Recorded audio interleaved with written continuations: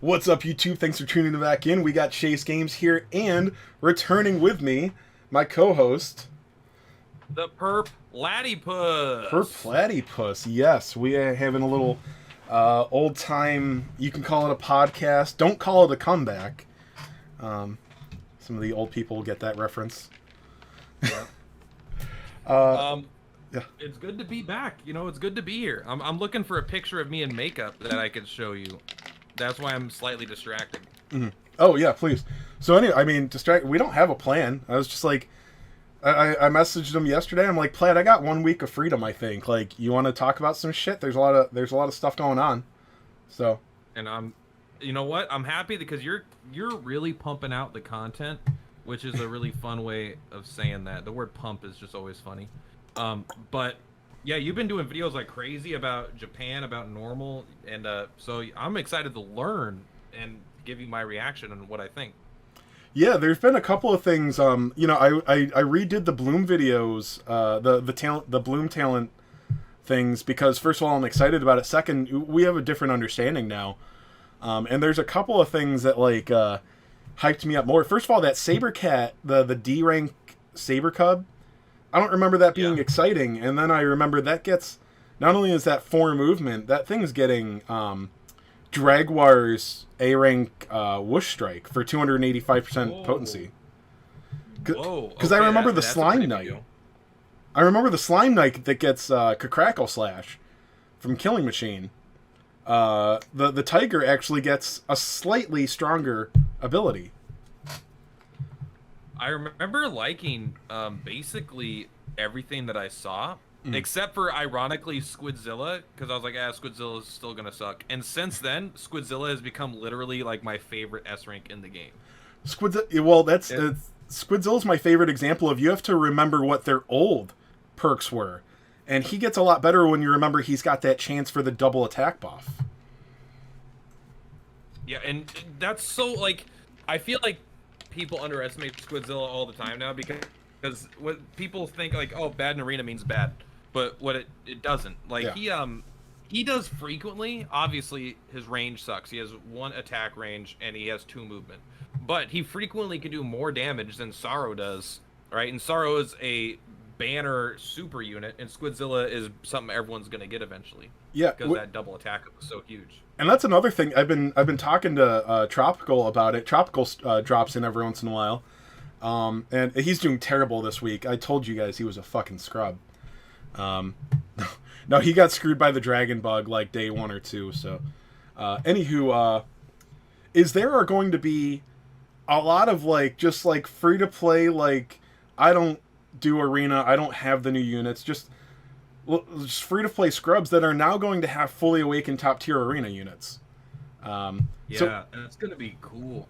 Yeah, even if some of these things, like, even if Metal Dragon or Squidzilla turn out not to be great units to use, you have to remember these are now units that you were constantly going to see fully awakened as opponents. So even if Metal Dragon doesn't work out the way we think he will, which I don't know how, that thing's going to be a bitch to take down, man. Yeah, imagine a team of, like, maybe a good team where it's like Great Dragon, Metal Dragon, Squidzilla, and fucking, I don't know, Nightclubber or something. Yeah.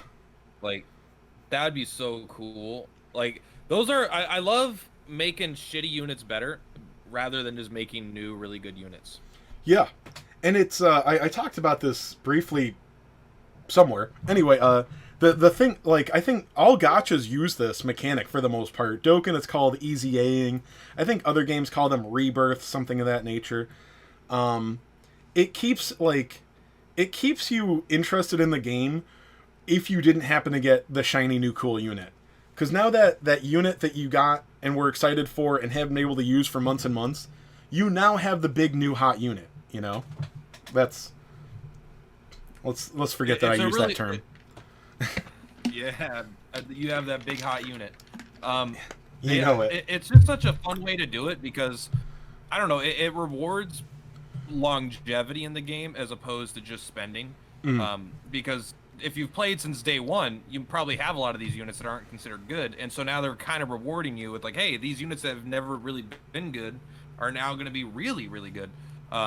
So, because even free-to-play players likely have one of the generic S banners fully awakened, and even if they're not in the first round of this, talent bloom stuff, they're gonna be in like, the second or third or whatever. Like all these generic bad S units are eventually gonna get way better.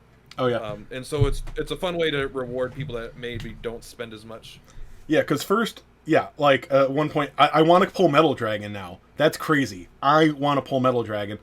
And second, yeah, anything that hasn't been bloomed yet, it just means when they do get their bloom, they're gonna be fucking nuts.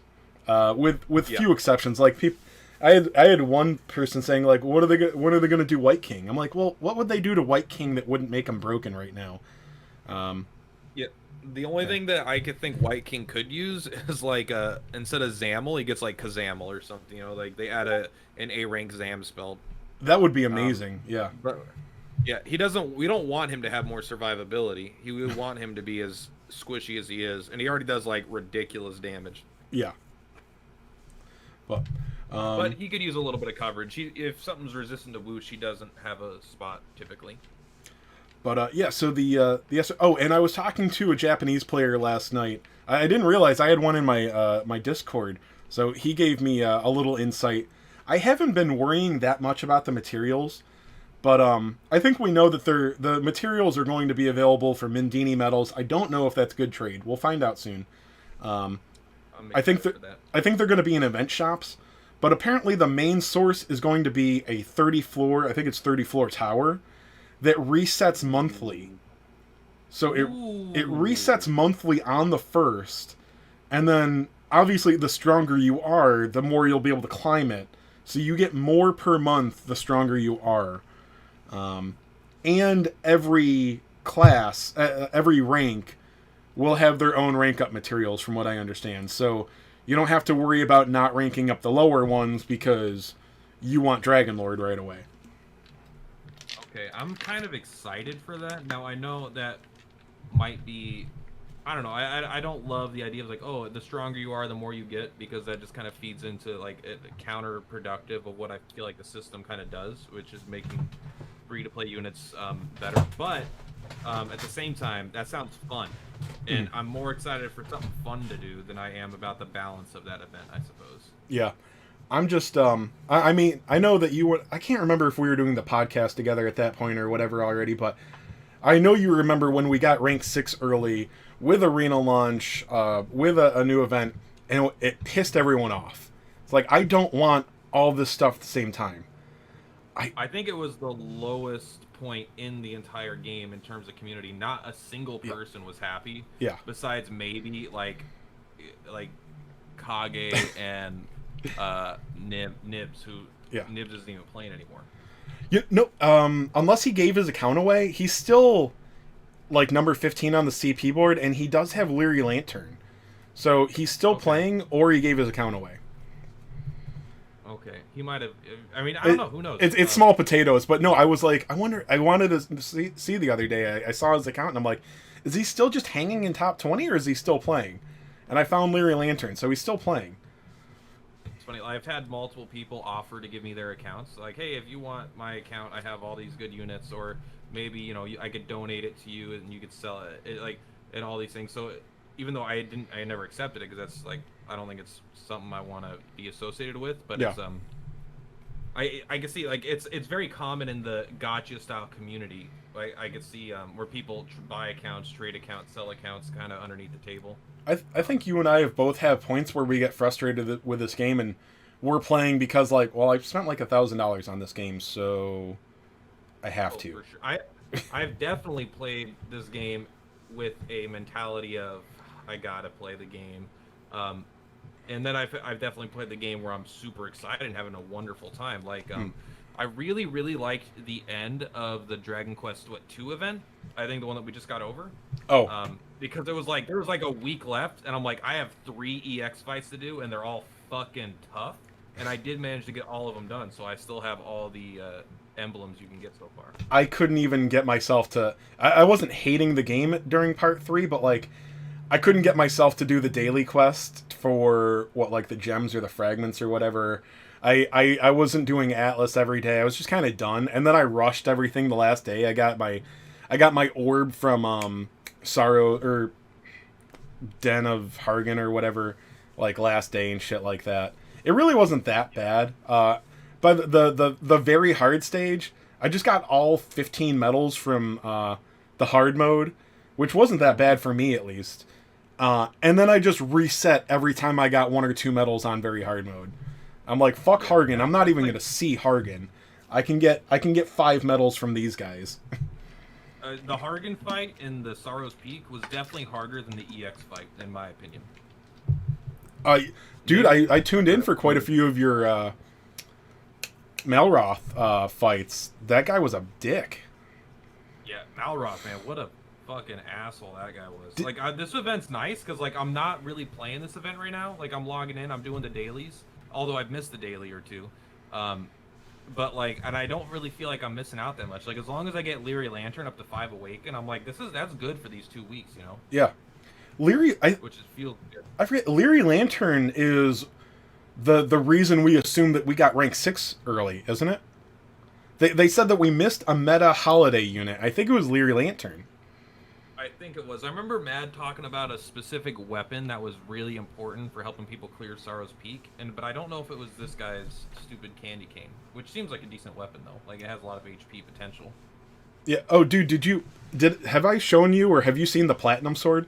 Dude, I think it's one of the mini medal rewards. It's got the inherent plus 3% HP bonus, and then there's gold rolls available for 51 HP, and I did 1 or 2 rolls on that weapon, and I got 3 gold HP rolls on it. So I have what is so far, I believe, the ultimate HP weapon. Short of, yeah. What? I was gonna say, I think that might be more lucky than getting double or triple Elena in the one pull like you had that one time. Oh yeah. Well, I had the 6-month anniversary banner. I did the paid for that right before they went away. I got 4. It was one of those ones that it was the white and green banner, I think. Yep. And it was only those featured S ranks, and it was a paid once only. And I got 4 rainbows on it. I got 2 true forms and 2 something else. That's crazy. Yeah. It was crazy because it had Dread Dragon and Kirill on it. And I'm like, 4 rainbows, I'll have to get one of them. I didn't.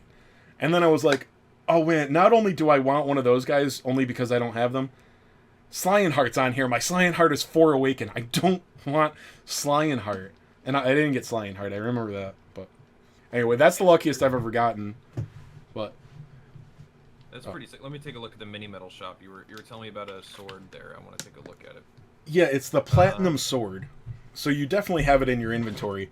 It looks like the Zam type sword, but just it's a little different color. Oh, it does. It has the HP plus 3%. Yeah, I've had that forever. I forgot about that weapon. Somebody told me to re-roll it because it has Sizz Breath potency on it. I'm like, oh, okay, I guess I'll try that, for Hellbreed Saurus.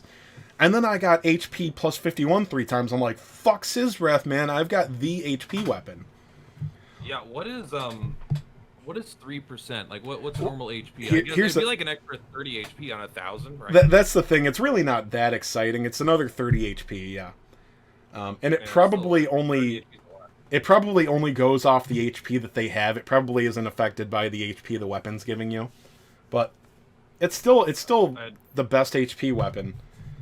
Although I had no idea what I was doing. I re-rolled this for attack plus 6, and crack type physical plus 2. That's probably just the best you got. We don't have a lot of alchemy, Omni Alchemy stones or whatever they call it.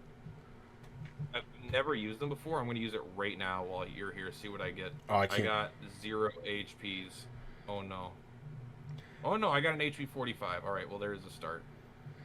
But I can't believe how lucky I got. Yeah, 3 golds of the one you want, or are they the 3 of the? Because there's an upper gold and a lower gold. Yeah, no, that's the higher. Yeah, that's the higher end. Oh, honestly, although it might edge out the Zam sword that we are getting through this event, the Hell Saber that can drop occasionally, that also has gold HP plus 51 rolls on it. So, honestly, that HP plus 3% sounds exciting. but it's like 30 HP at tops. Yeah. It's still, I mean, that's like an extra roll on it. It's better than a lot of weapons that you're using for HP with like a 2% ZAM potency or something. Yeah.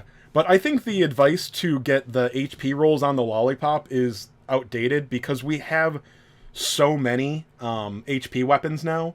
It's like, oh, dude, just like I'm going for stun success or martial potency. I'll take either. Stun success is the one that I was like, maybe that's actually worth it because like there's definitely sometimes I think that would be really good. By the way, I just randomly spent like the Zam Saber rolls that I had. I just got a triple HP roll, which is, this isn't my best HP weapon, but now it's like, oh, I now have a backup high HP weapon.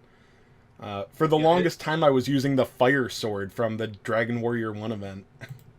Honestly, I still use that because it's still like one of the best, but not quite the best. Yeah, I just didn't get great rolls. It's nice to have redundant weapons for Hargan, like because they're gonna have more Sorrow's Peak style events for sure, because they've been a hit.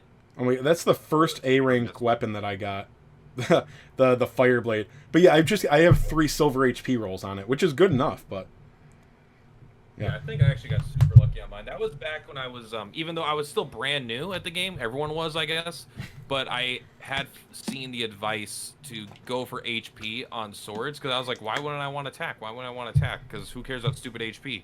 But HP is like the shit. So I actually got really good HP on that sword. Well, you might want to, I don't know how, I know you're working again, you don't have time to watch all my videos. I've started you could call it a series of testing different weapons on things, and I tested my Doom Dagger, that's what it's called. My Doom Dagger versus the Dark Crystal Staff? Dark Crystal Staff to see the effect of Wisdom versus potency. And sorry, it takes like a minute and a half to load anything in this game.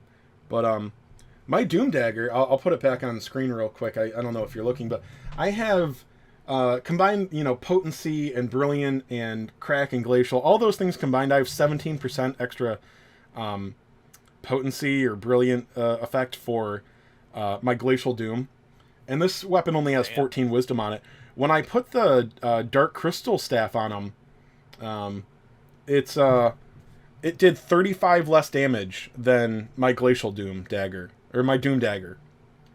And then obviously it did way more damage with Psy Cannon, so the value of wisdom is a lot higher than I expected. Yeah, I think the value of potency was overstated early, but not necessarily. It's because it's so much better on B rank abilities, right? Because wisdom just does nothing on so many of them. Mm-hmm. But when you get to A rank abilities, flat wisdom does really good stuff. Yeah. Which is like, I don't know. So yeah, going for the potencies can definitely feel like a trap. But that's if you're going for like a generic weapon. There are enough weapons that I think are specialized. Like, Zoma has a dagger. I don't feel like I need a... I feel like Dark Wisdom Staff or whatever combined with Glacial Doom means I could use whatever I want on Zoma. So I kind of like having my Doom Dagger be very specific. It definitely depends on the unit too, because I tried Nera and her Butterfly Baton. And her Butterfly Baton helped her a lot more on her bang ability, the whatever, Magic Blast or whatever. And I thought it would be the opposite. I thought the Dark Crystal Staff would be amazing on her because she has a way lower wisdom than my Zoma. Meaning that wisdom would help her a lot more. And no, the potency helped her a lot more. So it depends on the ability. Weird. Yeah. Okay. I mean, yeah, I guess that makes sense. I mean, I don't know how, but yeah, no, I went into that video like, all right, we know what we're gonna see here, but let's look at it. And no, if you're only using her bang type attack, her weapon is really good because I have 2 rainbow rolls on it and two bang rainbow rolls in agility. Like, it's not even, it's a decent weapon. It's not even perfect. Man. All right. Yeah. I mean, it's worth noting. I wonder if I should try out, because the Dark Wisdom Staff is just so fucking good. Like that's like a weapon I saw. I'm like, oh, that's literally the perfect weapon for everybody. Even if it's not literally, like, they can come out with specific weapons that are better for specific characters. It's like, it doesn't matter because that weapon just like, there's never a team comp where I'm not like, this is one of the best weapons. Well, they're throwing out dual element casters like crazy now, so it's definitely amazing for that. And I hope that we get another one in case I have like 2 dual element casters on a team, you know? Yeah, I would love another, like, because we haven't had that many generic stabs. We've had a lot of like generic swords. I feel like I think they had too many swords to the game. Like, when's the last time we've gotten like a really good axe, like Armful, like Armful's Huntsman axe with the critical percent or something? Oh yeah, good point. Yeah, they haven't really. That thing was okay, but I think it's and that wasn't even that good of an axe. Yeah, it was like fine. It's like, oh, do you want to try crit? Like, it's a terrible idea. It's only 1% more, but here you go. Here's a crit weapon. I guess the flail is probably an axe type weapon, even though it doesn't look like it. It's probably not its own category. And flail destruction is pretty insane. But yeah, imagine getting more weapons like flail destruction, where they're hugely attack focused. Dude, I was really sorry. I was really excited when I saw the Sword of Rune or something like that, the -40 agility thing, and then realizing that I actually want that agility negative on casters. I don't want that on physical things. I want that on casters. Typically, yeah, because like I haven't noticed the agility causing me to miss anymore, like having the -40 agility. Yeah. I haven't noticed getting less crits. Like, I don't know exactly what agility does besides turn order. Yeah. It feels like it's turn order, and it's supposed to be hit chance and crit chance to an extent, but it seems pretty minor in that regard. Yeah. Well, typically, yeah, you still want casters, because you want casters. You want like a physical tanky guy to go up, pull the team forward, and then your caster can go afterwards. Because Zoma, you know, as good as he is a little too damn fast, you know? Yeah. But and now it's like, okay, it's nice that I have that option for my casters, but it's the sake of anything a weapon would give them, because obviously there's nothing helpful on there for them. Exactly. That's the Sword of Destruction. It's most of the good physical melee guys are already agile, with a few exceptions. So mine's found a good home on my Boreal Serpent. It's a little bit less attack than the flail, but it's more HP. So yeah, well, surprisingly, like, it's actually like really good on even some really low agility units. Like, I had it like on Mummy Boy, and he was down to like 30 agility or something, I swear to God, and he still was smacking things no problem. So I don't know, maybe if you have minus on a weapon, it doesn't directly affect it. But yeah, things like Slineheart's got like almost 500 agility. Boreal Serpent has like, you know, 450 or something like that. So but I do want to, it's basically negligible on them. I do want to throw it out there, and obviously this is still up in the air. The rank 7 may not be a huge increase in stats, although it is. Dude, it felt like R5 to R6 was a huge thing. Like, my Hellion just started going around casually doing 1100 damage on buffed. But anyway, when we're talking about raw stats versus potency, with more stats coming, the effect of potency is probably going to get stronger. So don't if you hang on all of our every single words, don't go into next month thinking, oh, raw wisdom or raw attack is always the best. It probably won't be in the future.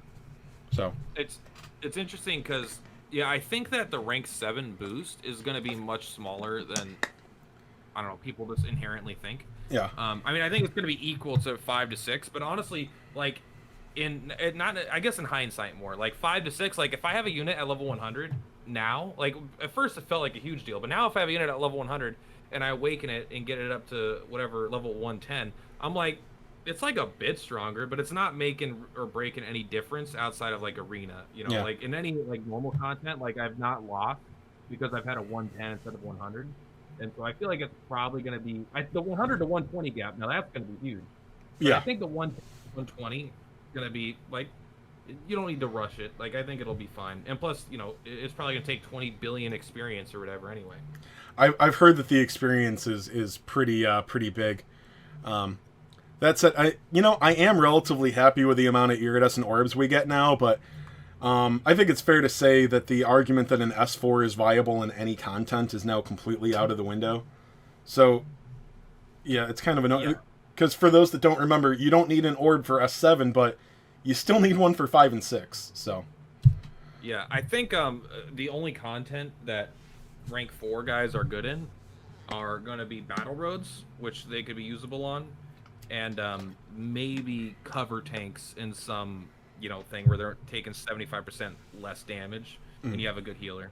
I think those might be the only situations that rank 4, but like, you're not going to use a damage dealer at rank 4 because you're just not going to do enough damage to kill. Malrath had like 18,000 HP or something, you know. It's like, even if you did an insane hit for 1,000, you had to do that like 20 times to win the fight because he healed for 3,000. So it was like, you're not gonna get there with rank 4s on those kinds of hard fights for sure anymore. Dude, I'm very excited. It just reminded me of some of the Bloom talents with Battle Road. Some of those units, even if they don't make it to PvE, even if they aren't even upgraded to utility characters, are gonna make some of their Battle Roads a joke. You know who it didn't make a lasting impression on me was Manowar, the C rank slime unit that gets a bloom. Is that the one that paralyzes, or is that the one that heals? Yeah, he paralyzes. Okay. But he's got it's not exactly the same, but he gets a zap spell, or maybe it's Marshall, with the same range as Melroth.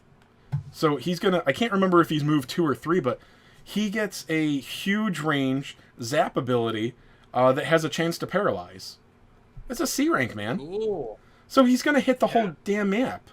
Like it's like everything that gets a bloom is getting like a letter shift in at least mentally, you know. Yeah. It's like C's going up to B's. Like Slime as an F is definitely going to be the best F unit, probably. I mean, maybe Ghost is still the best. I don't know, but like he's getting like some stupid ass super slime beam, which is just funny and cool. So I think Slime is. I don't think Slime's going to make it outside of his Battle Road. I think he's going to make his Battle Road a lot easier. But the thing is, we were concentrating on like, well, he's going to get triple defense buffs, so maybe he'll be good. There's a lot of HP equipment. You can get him to like 700 HP. I factored out, but his defense is still going to be like 200. So yeah, well, and the thing is, if he gets shifted again, like from an F to an E, like in power level, it's still an E unit, and at that point. So even if like Slime got a 400% strength improvement, he still wouldn't be likely viable. Yeah. But his Battle Road is, again, like you said, probably going to be a joke for the. He's going to be able to counterattack with a Scorch that does minimum 300 damage. I don't know what Scorch is going to look like at level 7. I don't know. I think he's 70. Yeah, he's 70 now, so 75 or 80. I don't know what a Scorch looks like there, but I mean it's got to be at least a couple hundred damage. So he'll be able to fire that off twice. And then he's got the counterattack Scorch. So, there's one thing I know is that fucking Seraphy makes any unit seem usable. Like, she just like, hey, you're not dead. You're going to stay alive. Don't worry about it. Yeah, there is that. Yeah. I don't think he'll make it into real content, but well, we talked about this on the podcast. Like, I think you could probably create a scenario where on a medium difficulty content, you could create a scenario where he looks good. Where new players would be like, oh my god, that unit is godly, I gotta get that slime. It's like how Archdemon's like the biggest dick, and like Queen She Slime and King Slime were like the biggest dick units when I was going through the story the first time. Like, these units were nuts. And it's like, yeah, but they're not really nuts. It just, you can find content that they look good in. Dude, I couldn't understand why people said Prism Peacock wasn't good. Did you play the closed beta? I did not. He was the feature unit. Prism Peacock was the feature. They didn't even have Killing Machine. They definitely didn't have Dragonlord. So I'm like, dude, Prism Peacock, he's like the banner unit. Why is he bad? He can't be bad. He's the first banner unit, yeah. Wow. Let me think. I still never used Prism Peacock. Oh, you know what? I always get it mixed up with Hybrid. Prism Peacock does suck. Hybrid, I think, is potentially kind of good. Yeah, if Hybrid just had a little bit more defense, he can hit whatever he wants. But then if you look back at him the wrong way, he's going to die. So, yeah. I'm so excited for Great Dragon to be good. I'm ready for that. Like, I have he's going to be good. Don't even deny it. Oh. All right, we all know. But, like, I have a rank 6. I have a level 110, I'll just say. Level 110 Great Dragon, a level 110 Metal Dragon, a level 110 Squidzilla. Like, these are units I'm like, I love these units, and I'm going to get them ready. Because when they can get up to rank 7, they are going to be so badass with this talent bloom system. And you know, the thing about Great Dragon is I don't know, I am excited for him, but you compare him to Halberdsaurus. Oh, okay, he's going to have an equal breath attack, but crack damage. He's also going to have 3 move. Do you know what else he's getting? He's getting talents that increase his crack breath damage. I don't know how much. Yeah. And I don't know if like his 3rd and 5th awakening perk are going to increase it, but I think he already has cracked tricks, and he's going to get more percentage modifiers through that. So he's not just going to be another copy of Halberd Saurus. He's going to be Halberd Saurus with better damage. Yeah, he's going to be a better damage crack Halberd Saurus. Not to mention, his leadership ability is 20% additional potency on breath attacks for dragons. Oh, that's right. And there's real dragons now. Yeah, so now with Halberd, he gives Halberd Saurus 20% more potency on top of giving it to himself with the additional potency. So, like, I'm not saying he's going to be hitting for 2,000 damage, but, like, this attack is, as far as AoE farming or hitting multiple units weak to crack, this is, like, going to be maybe your best option. It's probably going to be almost as good as Glacial Doom in a lot of situations. As far as I'm concerned, especially in Arena, a leader skill that affects 2 of the units, good enough. Especially when it's 20%. And it's the thing about leader, man. I hate leadership abilities that affect enemy units because it just is so fucking slow. Like, you never get a chance to actually get any benefit out of it. In Arena, they're 100% useless. Yeah, like sometimes it's okay versus PvE content like Hargon or whatever. Like, it's like, okay, Slineheart's ability to lower defense 25% is more value than the plus 20% attack because his defense is so high. Blah blah blah. This could sometimes work there, but even then, it just you're always in range of your own units. You know, you're not always in range of them. If it procced at like the end of the turn, that might be different. But or like it happens at the worst time. It's so bad to have leadership abilities that affect enemies.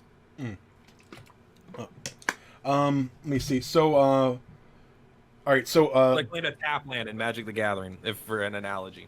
Oh, by the way, one more thing. I wanted to say this before, and I'm trying not to interrupt this time, although it's not that bad. I think, another strength for Squidzilla, comparing him to, think about Elena. Elena has Trailblazer, but you cannot use that move in Arena because it is suicide. You know exactly what I'm talking about, right? Squidzilla sucks. Squidzilla can use Scud Tackle. He can use that. He can go in the back row. He's resistant to 2 Arena units that are on like damn near every team. Dragonlord True Form, and Halberd Saurus, not to mention the new Overkilling Machine. He's resistant to Frizz and Sizz. He's got lots of HP. He's getting more HP. His defense is decent. Here's the other thing, though. So, not only is he going to go in the back row, he can chase down stragglers. Nothing can get away from Squidzilla in Arena. So, turn 1, you go use Squid Tackle. You're in the back row. Say you've got that Seraphy or that, Emperor Slime, that asshole that buffs himself and runs back. Squidzilla can still hit that guy round 2. That's like the number one thing to avoid in Arena is those units that never come forward and just sit there and heal themselves or whatever. Yeah. And Squidzilla seems like he could offer good counterplay because ideally those are the easiest to win. Yeah. But they're the hardest to win fast, which is a big deal.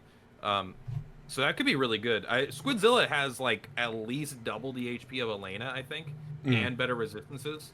Yeah, better resistances, more defense, more HP. He's getting a little bit more HP with his Bloom.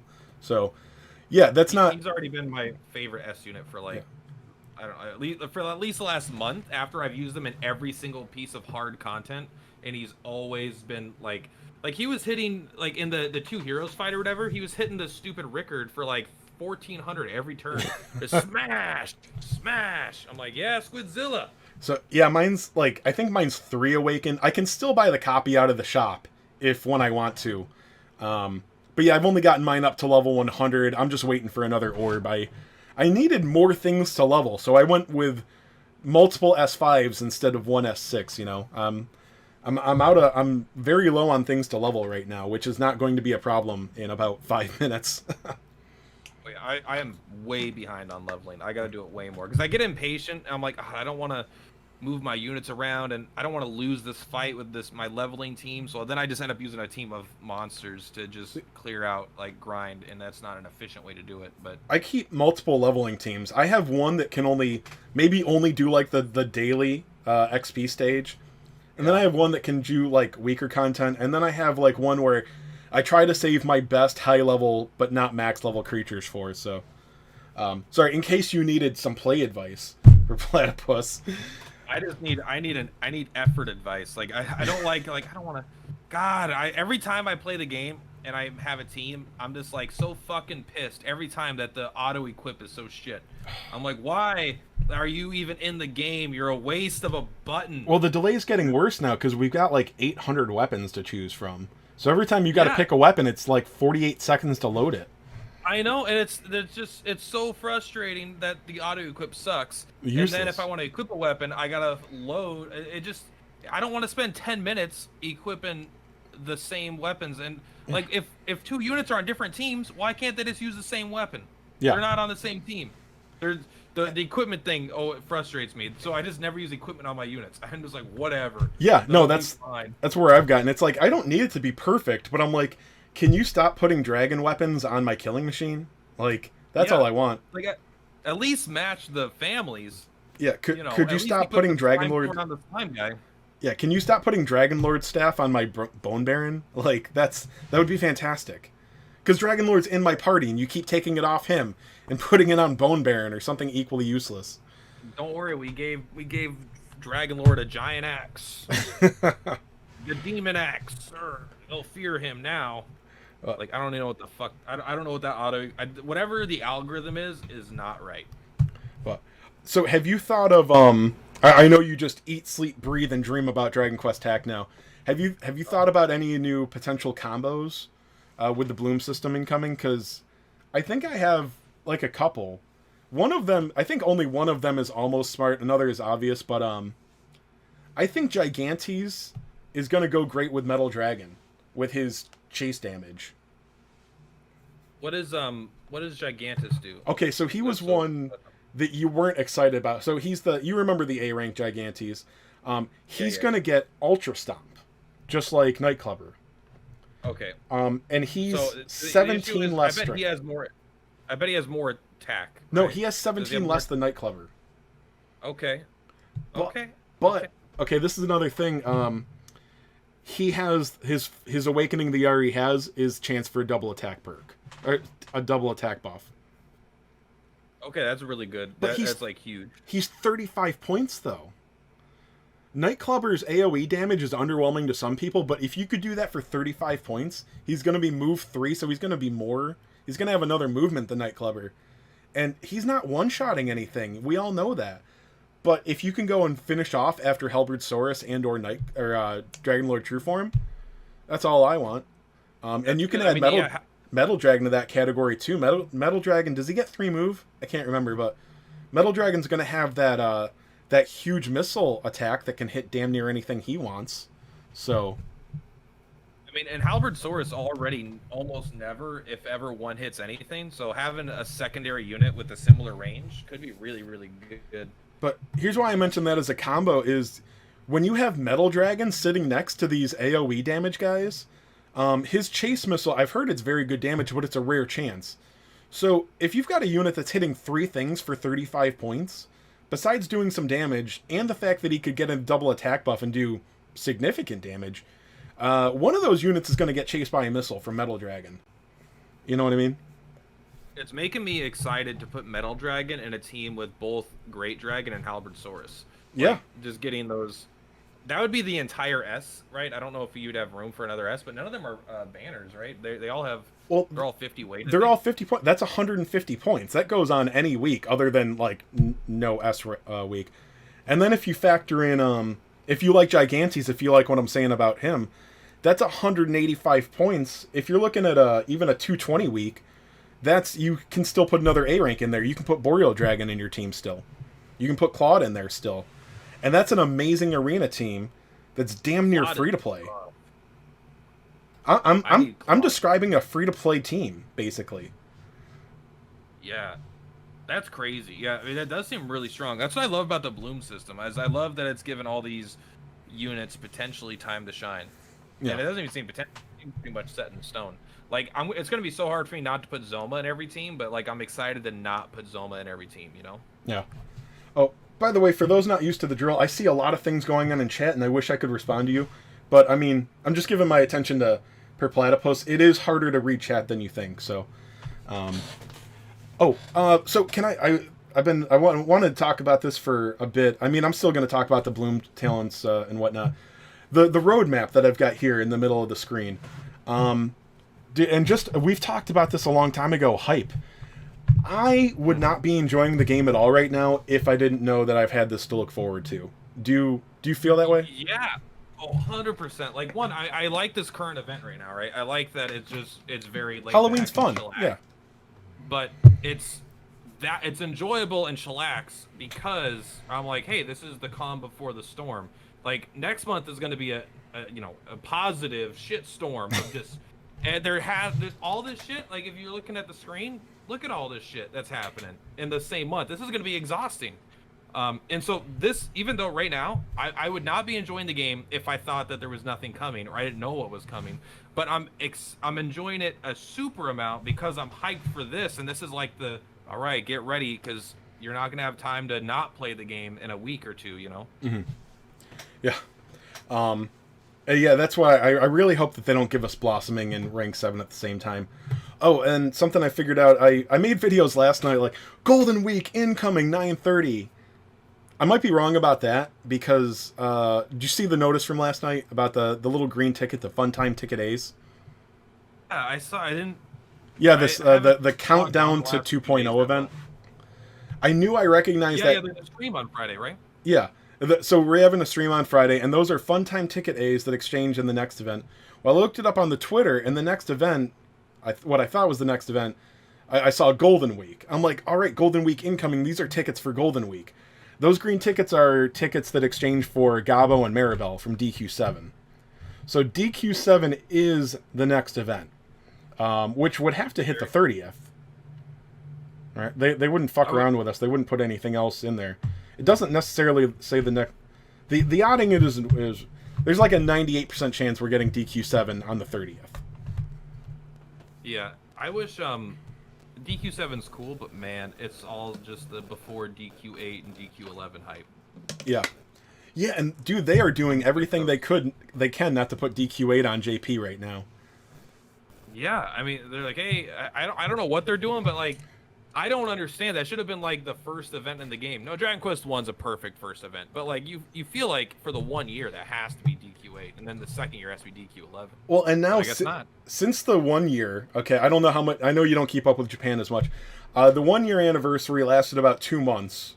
They kept having more parts of the event, which is cool, and then they had like, dude, the banner units are like, oh, here's Oceanus from DQ7 or something. Here's here's something from the Rocket Slime DS game. That's the current banner now. That big rock. Did you see that slime tank thing? But that sounds so cool. I love the idea. You'll have to. I mean, you're a slime fan. You'll love it. It's a big slime that is a tank with a fucking cannon coming out of its face. I like slime so much that I refused to pull for Seraphy, and the game gave it to me my free tact points. That's exactly what happened to me. The free pull. Yeah. I was like, I don't even fucking like. I don't like Seraphy, but the slimes are with me in my heart. Seraphy was when I'm like, guys, I can't go. I got to start saving my gems. I can't afford to buy right now, so I'm gonna miss Seraphy. And then I got her like right away with the 10 free tickets, and then I got and then I got the Prince and Princess with tickets and a poo. I did a poo on each of them. So, dude, my luck's been insane up until like recently. Bro, I did a full ticket of Overkilling Machine and got like 3 S units, and none of them were him. It was just like I got shat on that full stamp card. Well, do you keep up with Tropical? Do you know what happened with him? No. What happened? All right, so I don't even know who Tropical is. You've said his name twice. Oh, sorry, sure. Tropical Visions. He's big in Arena. He has his own channel. He doesn't he's not like Pac Demon where he's putting out videos every day, but Tropical is a great Arena player. He's made first a couple of times. And if you're one of my viewers, Tropical, I'm sure your name sounds so familiar, and so you're probably viewed my stuff.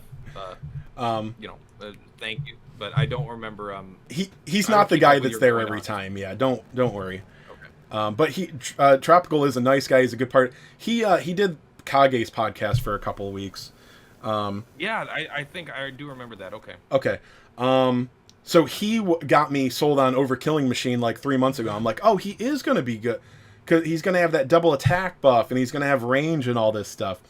So he was saving all of his gems for Overkilling Machine. Dude, he went to Pity. He got 1 copy. He got 1 copy on the Pity. on pity, 3 stamp cards, 1 copy. Yeah, that's it. Oh my god, the pity is there is the meme to just make people say that yeah, the game is a pity. Dude, do you know what the real like fucking thumb in the ass, whatever you want? He's not usable until he gets Awakening, man. We don't get any inorganic fragments. No, I have 28 inorganics. What does it even do? Is Awakening's the movement, right? Yeah. So if you, I hate movement being on an Awakening. That's such a lame thing. Well, here's the thing. A boring Awakening. With very few exceptions, you can't use him in Arena because the only move he can use that first turn is that Headhunter's Bow. Yeah, that's a little bit of damage, but you want to use him turn 1 and then go use his big Frizz attack or whatever. So, I mean, this guy that's like been planning for him for 4 or 5 months, saved all of his free-to-play gems, can't even use them yet. And we have I have 28 inorganic fragments. That's everything we've gotten. So unless you saved all of your master medals, dude, I'm in the same boat as, so I didn't get him in my 30,000 gems. I got him in those 10 event shop, the event mission tickets that we got. Dude, I didn't even get the A rank through my 30,000 stamps. Yeah, fuck all, man. I remember because I told you in your chat. Yeah, I only got one of the A rank. Yeah, it's crazy. You know what's crazy is Insane Evil. Yeah. He got a fully awakened Claude and no Seraphy.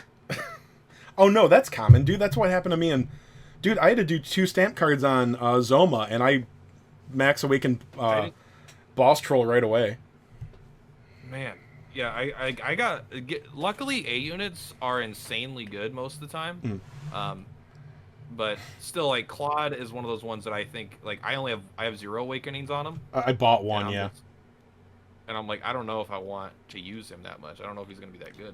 He did okay for me in A rank week, but he's really like splat. He's like a little bit of splash damage right now at 1 awaken. He's not strong enough. Although I'll tell you, the banner A ranks, this is the 2nd week in a row of Arena is like, oh, do you have Boreal Serpent? Good for you, man. Fully you win. awaken. You win. That's right. I mean, we had a low weight week, so Boreal Serpent was like, yeah, he'll kill like literally almost the entire team. I love that. That guy was like so hard to fully awaken for me because I had to pull him a bunch, and then I had to use Master Medals, and I had to use Medini A meeting ticket because I couldn't get him. I couldn't get him past 3 and like 2 stamps. But man, that unit has been. Oh, that's right. You went all in on Zoma. Did you do 2 stamps on Baramos too? No, was that he wasn't the Baramos, was he? He was Baramos, yeah. Zoma was. I do have 1 Baramos. Yeah. Zoma was Great Troll or Boss Troll. I'm sure I got a fully awakened Boss Troll then. My Zoma is awakened 4 right now, which is crazy. Mine's at 2. I bought 1 and I finally got 1 in the anniversary. Baramos, my Baramos is at 4 now because I got like 2 copies of him in the anniversary, I think, and 1 or 2 somewhere else. I love Baramos. I wish I could use Baramos more. Yeah. But he's just not there yet for me. I actually used him in Arena the other day. He has no mana.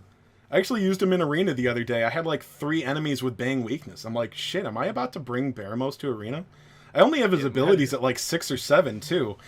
But hey, that's higher than mine. Dude, round 2 I hit 3 things with Necro Boom. I'm like, holy shit, this was like, I'm a genius. Baramos, yeah. Baramos is like way better than people think. It's just because he came out when Zoma came out, and Zoma is like way better. He's a meme, yeah. But Zoma is still like not the best unit in the game, but like in the top 4 best units in the game, probably. Yeah. I'll tell it's a frustrating time right now because now we've gone through the anniversary. We've gone through. I would say the anniversary is kind of this is something I kind of talked about, been pulling out of my own rear. I would say Zoma was like first wave of power creep, and I'd say that we're safely into a second wave. Like the banner, all the new featured units are of a higher caliber now, I think. Besides this Halloween banner, which kind of blows. Yeah, which it's outdated. Yeah. Do you think there's any possibility they're going to give us her Bloom in October? Do you think you think she'll be included in the first wave of Bloom talents? Because why did they wait 5 months to give us Halloween and then still give it to us in September and end it 1 full month before Halloween? Yeah, isn't that weird? Like this purposely release it a month before Halloween. Like, they must have just known, like, they were like, hey, if we don't do this now, we have no time to do this event because October is going to be crazy, and it might be lame to do it a month before Halloween, but it's way lamer to do it the month after Halloween. Yeah. That's kind of my mindset. I think they'll give it to us for Halloween, but dude, it's doom and gloom here. You know I don't expect much from Square, but I can't... Why would they not give it to us when we were supposed to literally lose us a meta-changing unit? Because Leary Lantern... I mean, you know, cover tanks are meta-changing, man. Cover tanks are, like, the cornerstone. You know, the game is cover tanks, damage dealers, and healers. Like, those are the 3 pillars. But, yeah, why would they wait so long and then give us to us still ridiculously early? I don't understand. But nobody cares because it's Halloween. Halloween is always fun. Halloween's always fun. And the banner unit, like I like that Leary Lout, the free-to-play A unit, is, like, way better than the banner unit. I do think the banner unit could be good if you didn't get Hargon, if you didn't get whatever. Like, it's still a good ZAM user, and there hasn't been very many... There has been 0 good free-to-play ZAM users besides maybe Medusa is, like, the best. So dude, if you get lucky on your pull here... You are so thirsty, bro. It's so obvious. You're fucking thirsty. I was gonna say thrusty, but that sounds a little too. That's a little too. One leads to the other.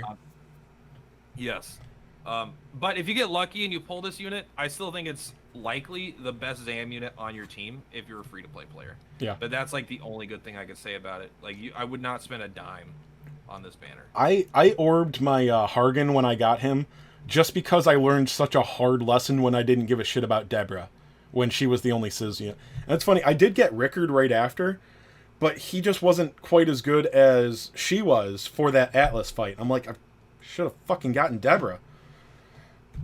Yeah, and, like, I've had a really, like, Bianca has been phenomenal, right? I know I have Royal Reptile, but my Royal Reptile only is at, like, Awakening 2 still. I've not gotten any Royal Reptiles, not really. Bianca has been fantastic in everything. And she has, like, Oompful, which is, like, 2 stages of attack for 3 turns.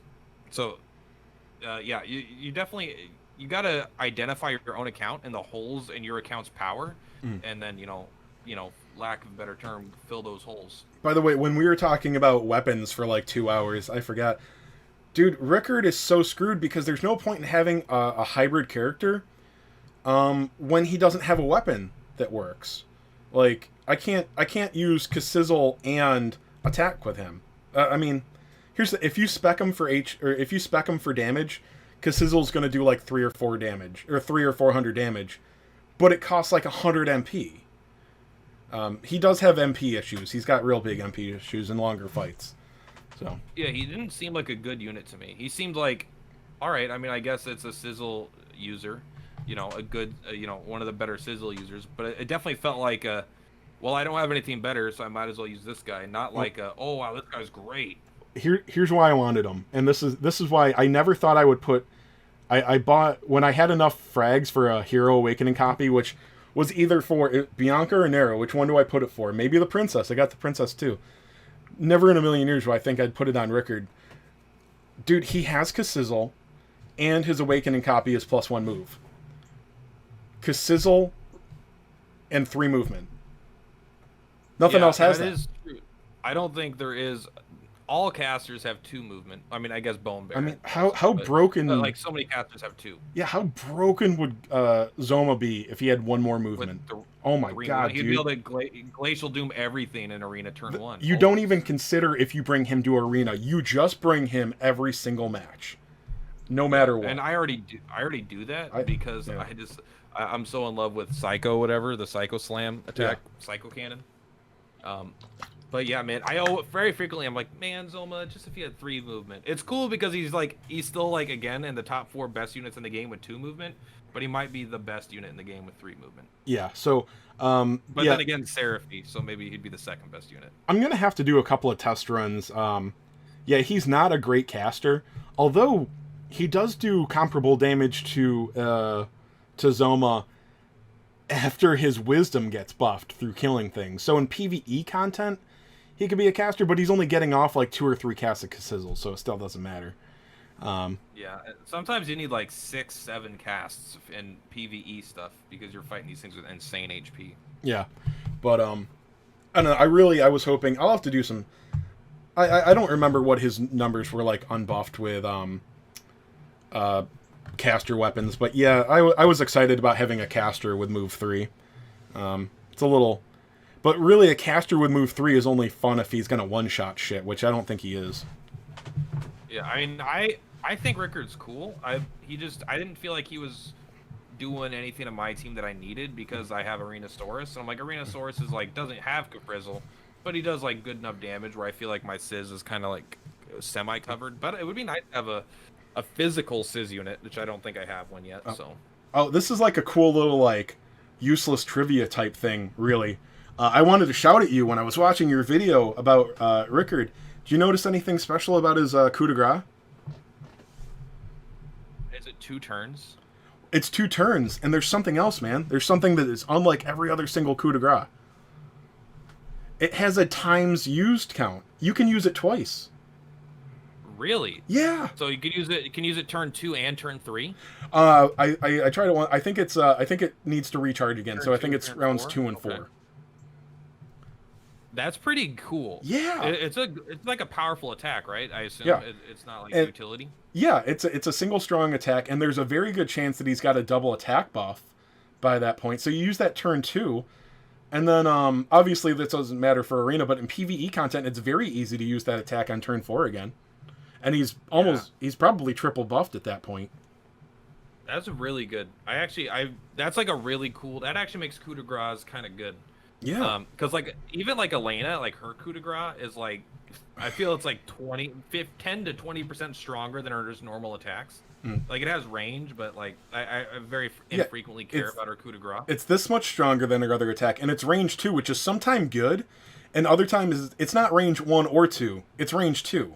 So sometimes you have to move her just to use Great Ball of Fire. Yeah, like it would actually fuck me up a lot because I would have like this box and Malroth strategy where I was surrounding him so he couldn't move anywhere, and I was like, I can't use her coup de grace unless I let him out, and then he kills us all. But I think Rickard will be a great unit for hitting those, like, you must do this much damage against this boss. If they have a Sizz weakness, he's fantastic for that. Because that Canic Clash is, he's not the biggest damage dealer, but if you can buff him either with his ability or oomph or whatever, that's a single target, that's a high damage single strike attack that he can do on round 2. Cool, yeah, I actually like that. I kind of, like, this is why I wish I had all the units, but, like, yeah, it's just, you can't do that in a game like this. But, like, I want that unit. I would love to invest into that unit and make him stronger so I could use him in cool content, but, you know, it's a matter of, is it worth $200, which is, yeah, no. Well, that's the thing. But, So I didn't have luck on. I didn't have luck on Overkilling Machine, depending on how you look at it. But yeah, before that, I mean, I got Seraphy with tickets, and this was following my 4-ticket multi I talked about. This epic tale of that one time I got 4 rainbows on that one good banner, and then yeah, I got Rickard and Paranol pretty easily. I did both the paid once onlys, but yeah, I got them with that and tickets and Seraphy. I guess that's about it, but I got extremely lucky. And dude, you know what the rates are like in this game? Like, you are so 0.23%. Yeah, you're so far from guaranteed to get the banner unit with even one stamp card. Like, getting most of the banner units is way luckier than people realize. So I've had good luck throughout. I can remember and count out the bad luck. Trust me, I remember that a lot more. But just being able to get a banner unit is actually pretty lucky. Yeah, it's a huge deal. That's come like when I got Seraphy out of my free tickets or whatever. I think I did 5 tact points, or 5,000 tact points worth, which was just 5 pulls, and I got it. And I was like, fucking great, dude! I guess I'll use the best unit in the game now, but I didn't want it. I also got a level 1 as Stark that I've never leveled up, and a level 1 Dragonlord True Form, and I'm not using either of them ever. I had a couple of regulars, like guys that were really into the game, that quit when they couldn't get Seraphy, because there's this thing, and I guess it's going to be true, who knows, but like just this fear, like I won't be able to do anything if I don't get Seraphy. And I wish nobody had ever started talking about her or this state. Like, oh yeah, there's a dragon tower that you can't beat without Seraphy. And now there's, like, this story, rumor about one stage that people are like, oh, I absolutely need Seraphy, and then you don't get her. It's like, I fucking quit. I hate, like, this is one of my least favorite things ever. Seraphy is one of the worst things. Yeah, but, like, in Gacha, maybe it's not as bad, but just in general, like, I hate, like, just this people, like, the game's already out, right? People have been playing the game in Japan, and then they're like, oh, here's for sure defined 100% solved meta and how things are literally undoable, because people already exaggerate shit all the time, you know? People will be like, tier 2, if something's tier 2, it's like trash in Magic the Gathering. Like, oh, I don't play non-tier 1 decks, but you can still win with it, you know? And in this, I'm just like, you could probably clear these stages. Like, have you seen people clearing these insanely hard stages with a bunch of B units and shit, just, like, smacking it for 10 hours? Like, shit's possible. So, yeah, I hate the future knowledge we get on Dragon Quest Tact, because it causes the community to, instead of trying to solve things together, they're like, it's already been solved, and if I don't have the answer, then I can't do it. And so that's that. And it takes away so much of the fun of a group coming together and figuring stuff out to me. Yeah, I know that about you, and it's so... you know, and we've talked about this, your enjoyment of difficult content is completely mind-boggling to me. And I'm like, I'm sitting there, like, being frustrated for you. I'm like, why don't you look up JP advice, or why don't you look at, like, Insane's video already? He already did this, and, like, you're like, no, man, I'm just gonna try this for 2 or 3 hours tonight. It's fine. Yeah, it's like, I want to just, I want to play the game and figure it out. Like, the thing is, there are times where I want to get the rewards from the game, and so I'll do what's necessary to get the rewards. And there are times that I want to play the game, and the rewards are just there. Like, the perfect thing is, like, icons. Like, I want the icon, but also it's more like, I mostly want an excuse to play the game. Like, if there was no reward, I wouldn't do it at all, just because I'm like, all right, you're just spitting on my face. But at least it's like, all right, I could play, and then I might be able to get this cool thing that I like. But I did look up videos for, like, EX fights at this stage, because it was like, oh, the event's over in 4 days because they gave us no time. And I was like, I don't have enough time to play 20 hours a day to figure out this on my own, so I'm gonna go with the people that already did it. Yeah, it's like, I like hard content though. What I've been trying to point out to people, and now I'll counter with, you will be able to use some of these units in the future. But I'm like, dude, the prizes for this event aren't nearly as good as not spending all the scrolls you would need, or all the tomes that you would need to actually do this stage. Like, you're trying to get 70 gems, and you're going to spend 300 tomes on it, so... No. I never, ever go for the extra gems in a stage. Like, I just don't care. And they're like, hey, you can clear this stage and get this icon, but don't you want the 30 extra gems from the objectives? I'm like, no. No, that's a waste of fucking time. Like, that suddenly instantly becomes a waste of my time, because it's so much harder than just clearing the stage. I just like clearing the stage. I like showing that I could do it, not that I could do it with my hands tied behind my back. Let me see. Oh, there was something exciting that I think I came up with the other day, and I was trying to look it up because I can't tell. There's bad translations. It's back to my favorite unit, the Dragon Lord, and back to Bloom Talents. Maybe I don't know if you remember. He gets a ability that restores his HP when he drops below 75%. Dragon Lord? Yeah, the Dragon Lord caster form. He's in the first wave. I know he gets 6, like a 6 wide, yeah, like a frizz or thing, like a big old wall. Yeah, 5 wide. Yeah, just like a Stark, but ranged 3. Yeah, that's so cool. All right, so he has this ability. And I think it's like way more broken than people think, but it might have a turn restriction on it. So he restores all of his HP, or a lot of HP, when he dips below 75%. So that's cool. And then it comes with when he restores that HP, he gets a double wisdom buff. That's great. I also believe you can't kill him without getting his HP, right? I don't think you can ignore the HP by one-shotting him. Oh, I didn't hear that. When we were talking about it. I remember us talking about it, so maybe I was mistaken, but I was under the impression that, like, he would... get the HP before dying, guaranteed. what we may have been talking about is it has a high HP threshold, and some people would be like, well, why is it only below 75 HP? You know, like, he could take more damage and then do it. And I'm like, no, man, because I don't want him... Let's say he only gets to, like, 60% HP and the threshold was 50. He can be one-shot so easily. In this scenario, if he's taking... You know, if you're talking about only 2 hits in there, or 3... He can't be one, you know, if he can't be one shot from 1 hit, he could still be easily one shot from 60%. So I like the way that works. Here's my thought though. Dragonlord caster form is slow as shit. Okay? He's going to go last or damn near. And he's weak to Sizz and Crack, right? Okay. I know it's Sizz, I think Crack's the other. All right, so here's what I'm thinking. He's going to go fast. You know who's faster than him? Halberdsaurus and Great Dragon. Alright. Those guys are going to come right down and attack him. Or you can easily set it up to be that way. Do you think? I think it'll be... I mean, it shouldn't be too hard. Yeah.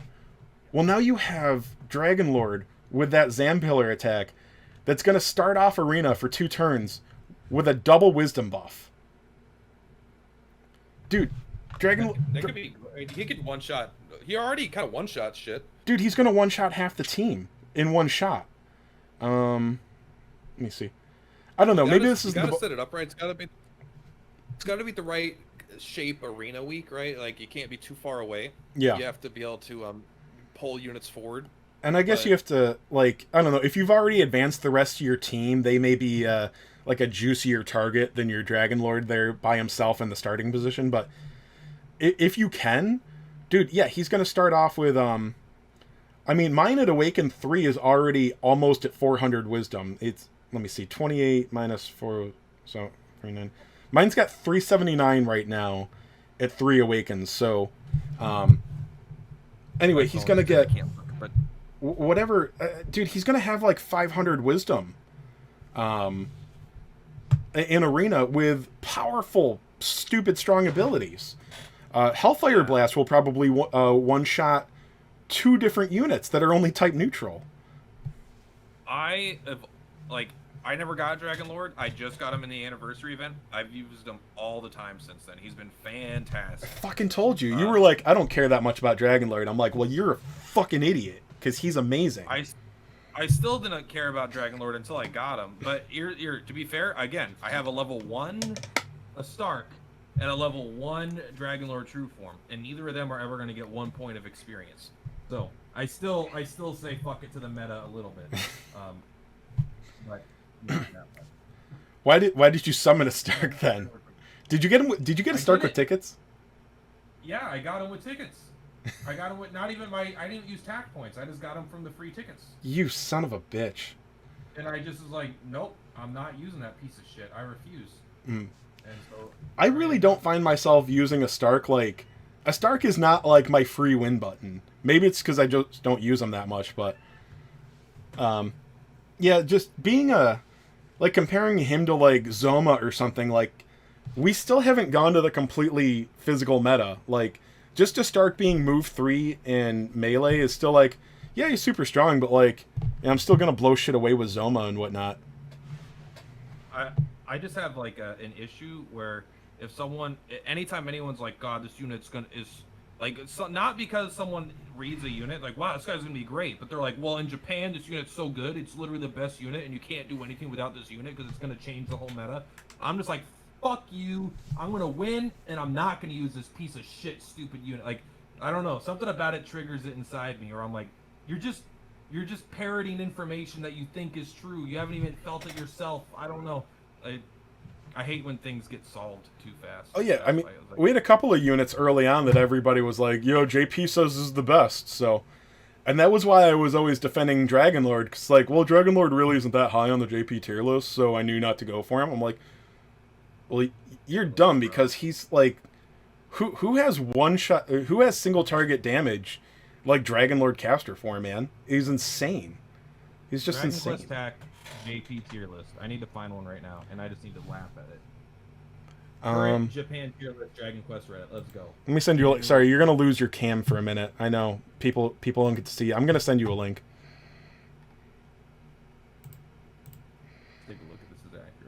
don't know. Oh, the slime tank. God, that's so fucking cool. It's not fair. Like all these units are units that I don't know. Here, I just sent you the a list to a tier list. A link to a tier list. This might be the same site because this looks like the site I've been on. Game with. Okay, so they put a Stark as the number 2 unit. Mm. There's an over killing machine. There's a silver one. Oh yeah, it's I don't know KM3 or Killer Mazanga, something like that. You know what? I like seeing Malroth all the way high up. But yeah, look, they have Dragonlord as number 11. He's above Sorrow and Zoma right now on their list. Elena is way up there. Yeah, but I have a question. Where's Nimzo, bro? Dude, actually, yeah, Peacock's up there too. I forget. Did you awaken your Nimzo, or are you just running around like a scrub, a 0-star? No, I got him awakened. I used gems. So I like Nimzo, but here's the thing, like he can only hurt like. All right, so I don't really love his debuff attack. Like, I don't really need an AoE on that, so I can either lower attack or I can lower wisdom, and I already have other units that can do that now. And then his damage is like, yeah, I really don't need another strong Frizz user. Like, I have 8 of those. Man, Nimzo has been so good for me. Like, him and Seraphy together are just so brutal. Like, I don't know if you saw my hero fight that I did, but I just had Nimzo stand on this edge, and then the female hero would attack him. He'd counterattack. Seraphy would heal the damage he got dealt. And then next turn, she attacked. He counterattacked. She healed the HP. And they were like this infinite like combo of no mana usage to do as much damage as I needed to because the AI was too stupid. Dude, but not to mention, his Frizz Breath does like 1,200, 1,300 damage also, which is pretty good. Oh, by the way, just funny thing. This tier list, they put Baramos is 25, Zoma's 26, which is still like that's wrong, because they gave him some type neutral breath attack that has a chance to confuse. I don't know if that does damage or not, but I'm like, no, there's no chance that that's better. I don't believe that. Yeah, I would be shocked if that's the real case. Yeah. Zoma might eventually, imagine Zoma getting a fucking talent bloom. Like, what the hell do you add to that unit? He's gonna get 3 movement, and he's gonna get a psycho cannon that hits 3 targets at range 7. You know? Yeah. Oh. He's gonna be so nuts.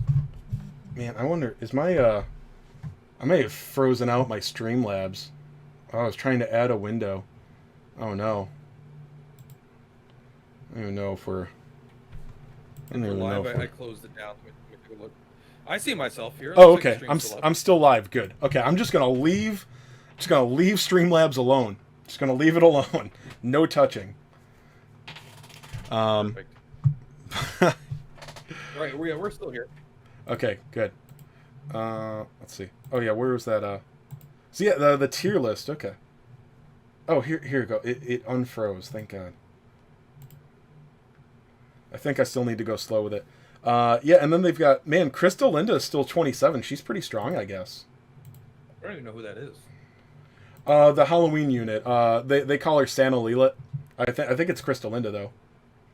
Oh, it's this chick, the one that we currently have. This strong single female, yes, not a chick. She don't need no man. No, she's a chick or treat, man. Sorry, strong independent woman. Yes, that's what you're referring to, PURPLATYPUS. Pick or treat. Golden. I don't know if you care. You don't care about spoilers for new units, right? Like, you just don't care that much. No, I don't care. So the only thing they've done that can even hold a candle to Seraphy as far as not like negating every other healer in the game. Golden Slime has a multi-heal that also cures debuffs or cures pretty cool. effects. Yeah. Oh, and it looks like he has an AoE Psy Cannon attack. Man, Golden Slime is already really cool because I like all those really dumb-looking slimes. Yeah, dude, from like the Dragon Quest Monster games. They put Prism Peacock at number 30. Yeah, isn't that crazy? Because he's like so incredibly bad right now, but maybe his talent bloom really kicks him up a notch. You know, and I was going to say that's one thing about these blooms is we think about using them, and here's one thing that kind of got me.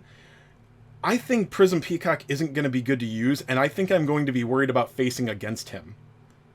Because let's say he gets left alive. Well, okay, he's very fast, that's good, but if you don't kill him round 1, he's going to hit half your party on round 2.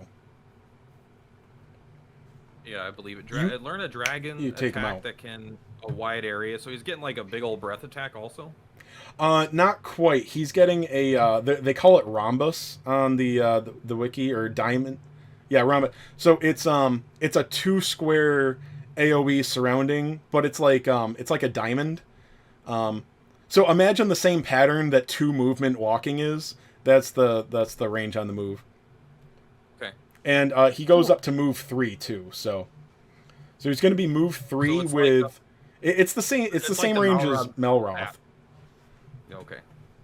Yeah. Who's Mild Wrath? That's like Malroth's like cousin. Yeah. It's me, Mild Wrath. So when you use, and he's very fast too. That's hard. That's easy to forget. He's super fast. But when you're going against him so like when you're using him, he'll probably only hit like one thing the first round. But again, when you go against him, dude, he's gonna fuck up your team. So, you know, because you usually go faster. So if you don't take him out right away, he's gonna do like crazy damage. I get it. Like, and if anyone is confused at the concept of like how can a unit be bad to use but also bad to fight against, is like just think of something like Leary Lout in Arena, right? Like, you don't ever want to use Leary Lout in your Arena team probably because he's just gonna die, you're gonna lose points. But fuck, is it annoying when someone else has it on their team and you go up to try to kill him and it just like you sink a full attack into this one stupid F unit. Oh yeah, never ever face off against Stone Golem. Just don't ever go against Stone Golem in the arena. Stone Golem, Seraphy, and then it doesn't matter what else. You're not winning. You're not winning anytime soon. Seraphy doesn't bug me, but then again, I've taken on a lot of low level Seraphys lately. I've actually lost 3 arena fights to a Seraphy on their team, and I'm like, all right, I'll kill it next turn. And then she just goes and like, oh, there's 700 HP on that unit. Like, fuck. Elena's done that to me. Elena's like, I don't give a shit about Elena. I'm going to advance my healing debuff. Yeah, so Elena comes and she uses Trailblazer on me round 1. I'm like, okay, not a big deal. And then like I'm advancing my units, like, well, I'm gonna hit like the bulk of their units up here. Elena, shit, I don't care about her. And then she uses Trailblazer on me again round 2, and then round 3, and it's like I just lost to Elena because I didn't respect her enough. Yeah, it's the thing is Elena is squishy, but man, she could really lay out the damage. And then the crits. She could do some good AoE stuff. Yeah, the crits come out of nowhere. God, I hate Elena. The very first time I brought such a frustrating unit. The very first time I brought my Astark to arena, turn 1, Elena Trailblazer dead crit. I'm like, fuck. Well, Astark sucks. That was worth the money. $200. Let's go. Oh, by the way, so the Prism Peacock is weak to Zam, so I think when I see Prism Peacock, I will bring Astark. Because the Stark will be a terrific counter to him. He's got Zam weakness. Zam and Bang weakness. My account has a huge gap in Zam power. My strongest Zam user is Medusa and White King. So, like, I don't think I have anything that does Zam damage outside of... Like, I don't think I have a banner that does Zam damage. Oh, by the way, so outside just top arena, yeah, you watch every single one of my videos, right, Plat? Yeah, actually twice. Thank you. Once, I'm too busy laughing at you the first time, so I got to rewatch it to see if there's any content. All right. So, do you know about this tiger that comes with the Sakura Festival? I'm assuming that's what the name of it is, Sakura Festival, something like that. I don't know, but he looks like he's from Naruto, of course. Of course he is. So it's I don't know what the name. It's Sakura Headband Kitten, I believe. All right, dude. Let me just get you hyped. I think he's a free to play Boreal Serpent. All right. Look how cool he's so cool too. He's literally Tiger Cub, but he just put on a cute outfit. All right, so he's 4 movement. That's not a surprise there. The moves, okay. He's got a surrounding range 1 move. So this is just as strong. They gave it a different name, but this is rolling attack. So he's got that. All right, and then So he's already he's got a little bit less attack than Boreal Serpent. He's only got 395 strength, which is pretty good. But yeah, that's still great. His Awakening skill, dude, whenever he hits something, he buffs his attack. No. Yeah. And if he hits more than one thing, if he hits more than one thing, it hits each time. So he can double or triple attack buff himself. That's actually really cool. It's only a 1-turn buff, but so it's got to go to the next round, or it's a typo. Trust me, this site sucks. Like the translation, it's bad. I mean, 1 turn. I assume so. I guess there's another way. If hypothetically, if it didn't go to the next turn, if you hit AOE, like after the first guy took damage, then the second guy would take more, and each guy would take a little bit more damage. But that's probably not how it works. Yeah, it probably is. Yeah. You hit a bunch, you're probably going to get a big attack buff for the next turn. But one cool thing about that, other than him having 4 movement and him always being able to proc this, is that like if you do something like a Seraphi or Bianca, like you buff it, like you can just extend that to a 3-turn buff. Like there's nothing that prevents you from converting it, the duration of it as well. Well, that's what I like about some of these beast units have when they dip below 50%, they buff their attack and agility 1 stage for 99 turns. Okay, that is neat, but the fact that if I oomph it, that's permanent, that's what I like. Mm-hmm. Yeah, and honestly, agility, so going below 50% and then getting an agility boost is actually pretty nice, because you really want to, like, a lot of times they're really hard fights in PvE. It's like you're winning and you're doing fine, but then you proc like a buff, and now they get like 3 stages of agility, and so now they outspeed you and get 2 turns in a row. Like that could be a really, really big deal. Like if you go from like going last to going first and getting those like 2 turns in a row with a agility boost is a really, really agility boosts are really powerful when you don't have to waste a turn getting them. Yeah. But so this guy, I compared him to, dude, I'm so good with my clickbait titles. I love doing clickbait titles. I was like, free to play Boreal Serpent, exclamation mark, question mark. So I think there's going to be some situations, Arena Rise, where you'll be better off with Boreal. He's got a better turn 1 attack.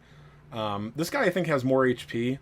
I don't know about defense, but round 2, this guy will probably be better than Boreal Serpent, at least more because Boreal does have the chance for the rare double attack buff proc. So it's hard to say, but it doesn't happen frequently enough. But man, I've had Boreal Serpent at 3 attack buff on turn 2, and that's really nice. But I don't think Boreal Serpent has 270 shoot V power, so that's definitely going to be a downside on Boreal Serpent's side. Yeah, but yeah, Alex, this guy's free to play, and a thing that I think beasts are taking off. So not just is this guy free to play, and he's going to be better in some scenarios on vanilla weeks or whatever. Well, I mean, not necessarily for beast weeks, but I think beast arena teams are going to be a thing now, and it's not just a theme like. Hellions probably still too weak, whatever, but now you've got Slonza Beast, Nightclubber, Sakura Cub, even those 3 alone, that's it. I mean, you could... I think Nightclubber sucks still, but he has that leadership ability, right? Isn't it like 20% physical potency for all beasts? Yeah. Like, that's pretty nuts. Well, here's the thing. It's like, you even have Bullfinch. Like, if you need like a C unit to fit in, Bullfinch does insane damage. Like, Bullfinch is a really powerful C unit with 4 movement.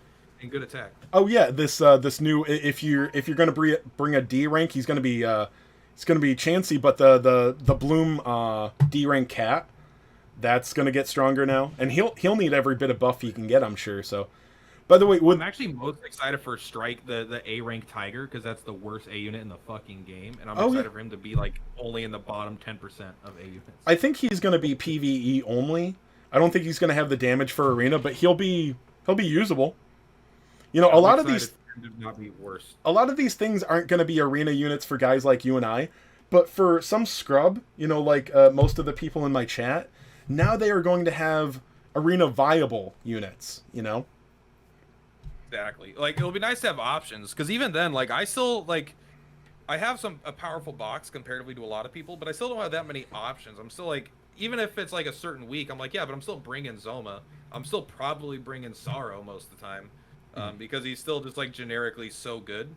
So maybe a few of these things will help me with things that are going to approach that power level, and survivability might give me some good options as well. By the way, I don't know anything about these units, but just looking at this like top 5 thing. Wow, they are really kind with A ranks, because I don't know if you're paying attention. 4 of these 5 are free to play. These units. We're gonna get a free to play A rank Kiefer with DQ7, which is coming next week. That's awesome. And then this is do you remember her, Clelia, whatever they call her? She's in the whenever we get the next part of story, she's gonna be there. Apparently she's good. And then Ragnar is free to play, so yeah, they're very kind with the A ranks. Have you gotten any copies of that stupid fucking tree in the new story? No, and the worst thing is it looks like it's moderately useful. I mean, I got 1 copy of it, and I'm leveling it up, but I'm like, it took me 3 days of all my stamina to get 1 copy of that Mucifer hiding son of a bitch, but I was immediately like, this is not the time to farm him. I want a copy, yeah, but this is not the time.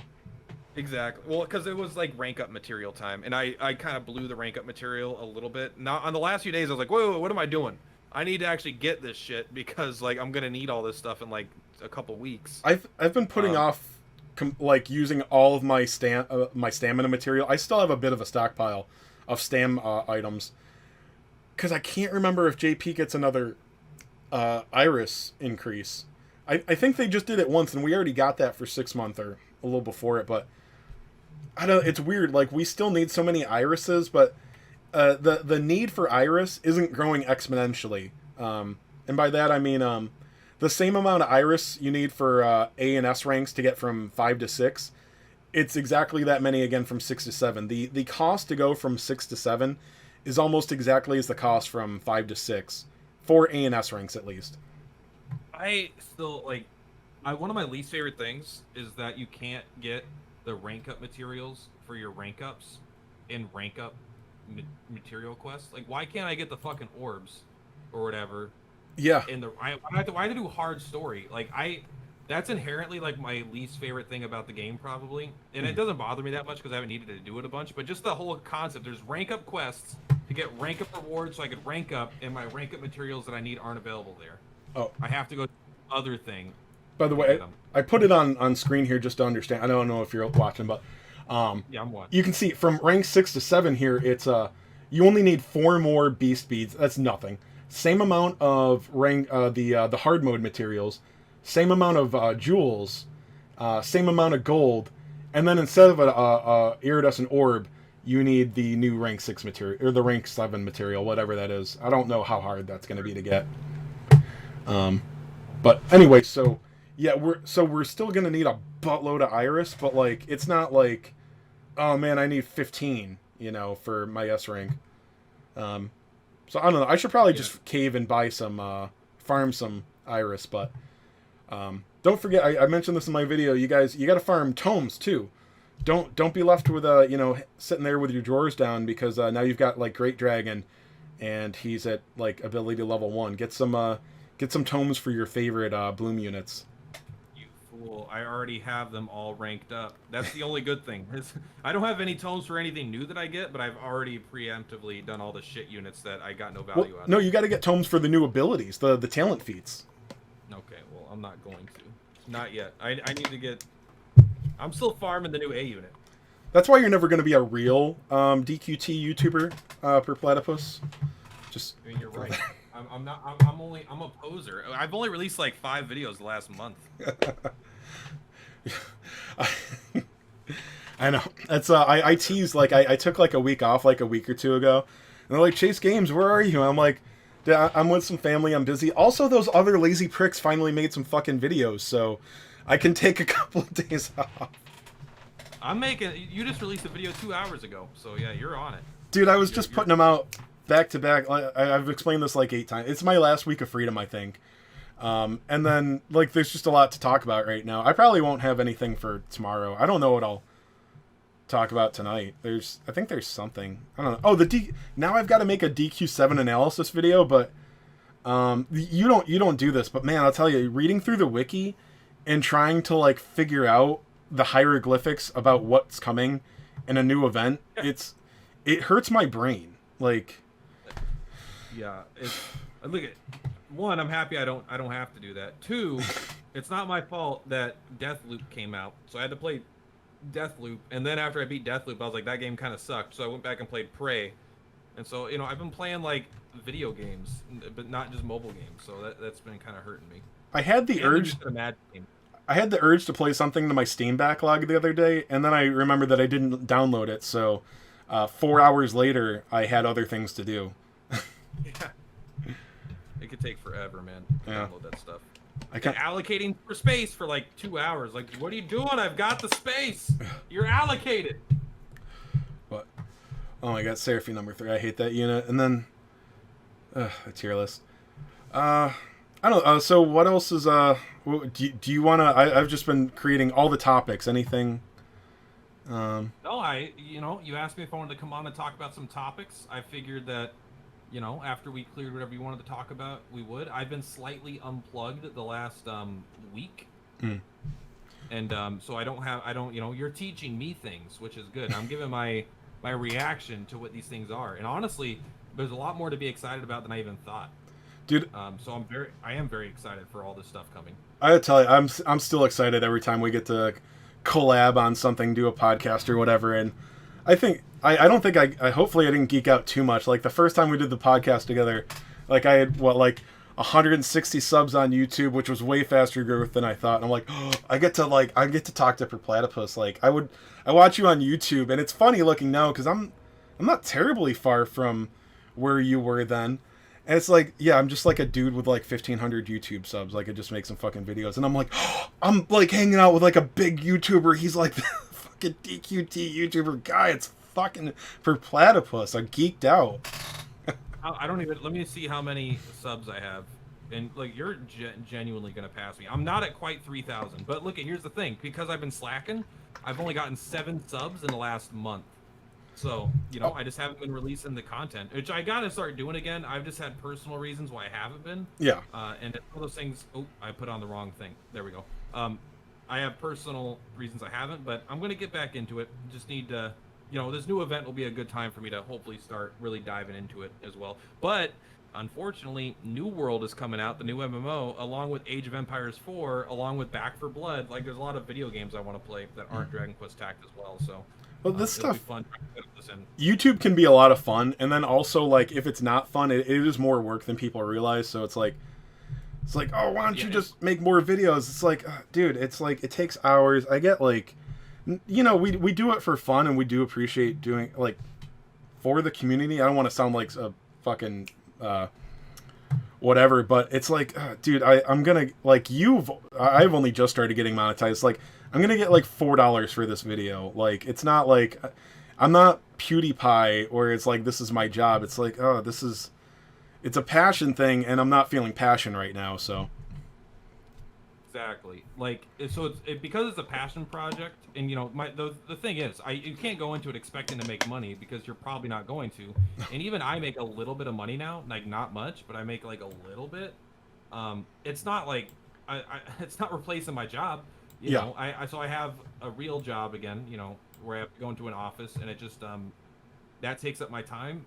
And when I come home, sometimes I really am passionate and I really want to make YouTube videos because I have this creative outlet that I want to get out. And other times I just want to play some co-op games with the boys. And so I don't want to let anyone down that follows me, especially my patrons, right? Like I definitely got to create content for them still, but also again, I think people would rather have me make less videos and enjoy making them than force myself to do a part-time job that I'm not enjoying. You've been shaming me. I forget to mention my patrons, but I only have 2 of them, but they are amazing. Retro Revolutions, and that's one of yours. He's a traitor. I think I'm still your patron, I think, unless I canceled it. No, you canceled, you son of a bitch. That's why I don't talk to you anymore. I did went unemployed. I did cancel a lot of my Patreon stuff. Oh, and then last time I forgot Retro, and now I'm forgetting the other guy. It's is it Calvin? I can't. Crap. I'm such a. I finally added an intro to my videos, so now I edit all my videos with it because I haven't been doing as many. But it's like, hey, I do an intro that thanks my patrons for doing their thing. I saw that. The very first thing I thought, I was like, God, I know the second I do this, someone's gonna watch this video and forget that they're my patron and unsubscribe, and the first day, someone's like, oop, they canceled their Patreon. I was like, I knew it would happen, but I still can't, like, I don't want to steal someone's money. I want people to give me money that want to support me. I don't want to take from money that people that don't want to give it. Oh, Insane Hide. Yes, Insane Hide. That's my other patron. They're both fantastic. I love them. Here, check this out. Here's what I was gonna show you earlier. Tell me if it works. Maybe you can see it. Can you see my screen? Oh my god, you are gorgeous. Yeah, this is the date we got. My girlfriend got to do my makeup. I can't believe. Is that photoshopped? You got your face to do that? Yeah. Oh man. I have the most awkward erection right now. Yeah, look at those chompers. All right, that was. I don't know if the stream can see it, but I thought that'd be fun. It actually came up in the perfect position, so yeah, it was right where your cam was. Yeah, that's my We got girls at home, and then girls at home. So yeah, I think that's about all I got to go on about. Unless you wanna, if you have any last words. No, I'm actually ready to wrap it up. I had a good time. Yeah, I had a blast. You know what? I have a YouTube channel to neglect. So. Oh, right. Sorry, I forget. I'm, Chase Games here. I forget to introduce the little guys. PURPLATYPUS. He actually has his own YouTube channel, guys. Yeah. I'm gonna put this video right up there. Don't you worry. I'm taking your content. I'm gonna give you a shout out in the description. Don't you worry, Bucko. If for some reason if one of you dumbasses that subscribe to me and not PURPLATYPUS for some reason, go subscribe. Like, come on. All right, we're both gonna post this video on the same day at the same time, if we can. And then whoever gets more views in 24 hours wins $5. Oh, fuck you. I don't have $5. You start work on Monday, all right? Yeah. All right. You're making so much money. All right. I'll send you your $5 when you get more views than me. All right. So, this is Chase Games. I am Chase Games. I'm out. I'm just going to... It was good to be here. Sorry, no, now you do your... I stole your outro. Okay, PURPLATYPUS is PURPLATYPUS. That's the dumbest thing I could think of. He did it. He did it.